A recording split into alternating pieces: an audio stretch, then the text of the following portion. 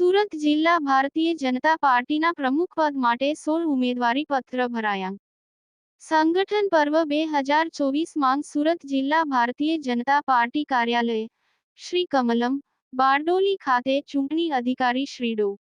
જીવરાજભાઈ ચૌહાણ, સહાયક ડો. શિરીષભાઈ ભટ્ટ, સહાયક ચૂંટણી અધિકારી શ્રી કેતનભાઈ પટેલ, શ્રી કમલેશભાઈ પટેલની ઉપસ્થિતિમાં સુરત જિલ્લા પ્રમુખ પદ માટે 16 જેટલા દાવેદારોએ ઉમેદવારી પત્ર ભરીને પોતાની દાવેદારી નોંધાવી હતી. કુલ 16 ઉમેદવારી પત્ર ભરાયા હતા. આ પ્રસંગે જિલ્લા ભાજપા પ્રમુખ શ્રી ભરતભાઈ રાઠોડ, મહામંત્રી શ્રી જીગરભાઈ નાયક, રાજેશભાઈ પટેલ, કિશનભાઈ પટેલ તથા આગેવાનો ઉપસ્થિત રહ્યા હતા. જિલ્લા પ્રમુખની જાહેરાત 8 તારીખ સુધીમાં શક્યતા.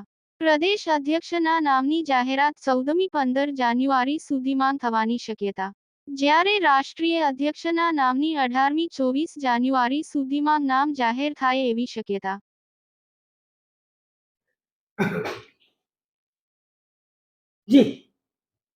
આજે સુરત જિલ્લા ભારતીય જનતા પાર્ટીના પ્રમુખ માટેની પસંદગીની ચૂંટણી પ્રક્રિયા ફોર્મ આપવાનું અને લેવાનું પ્રદેશની સૂચના પ્રમાણે સવારે 9 થી 12:30 સુધી કરી. મારી સાથે મારા બંને ચૂંટણી સહ અધિકારી અને સહાયક શિરીષભાઈ અને કેતનભાઈ અને કમલેશભાઈ અમે ચારેય આ કામગીરી કરી. કુલ 16 કાર્યકર્તાઓ જે સિનિયર કાર્યકર્તાઓ છે એ 16 કાર્યકર્તાઓએ ફોર્મ લીધા અને પરત પણ આપ્યા છે.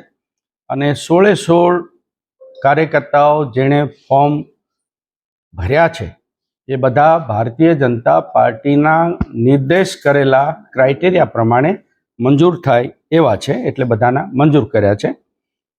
આજે સુરત જિલ્લાના ધારાસભ્યો, પ્રમુખ, મહામંત્રીઓ, પ્રદેશના કોઈ હોદ્દેદાર આ જિલ્લામાં રહેતા હોય તો એ, અને અમે 4 ચૂંટણી અધિકારીઓ એની એક સંકલન સમિતિની મિટિંગ થશે. એમાં ચર્ચા થશે. ચર્ચા થયા પછી આ બધા જ નામો લઈને તારીખ 6 તારીખે પ્રદેશ ભાજપના વડીલોની હાજરીમાં આ સાંભળવાનું કામ થશે. ત્યાં લઈને જઈશું, ત્યાં પુટઅપ કરીશું અને પછી ત્યાંથી ગાંધીનગરથી દિલ્હી લઈ જઈશું અને પછી જે પ્રક્રિયા છે એ પ્રમાણે ડિક્લેર કરશે.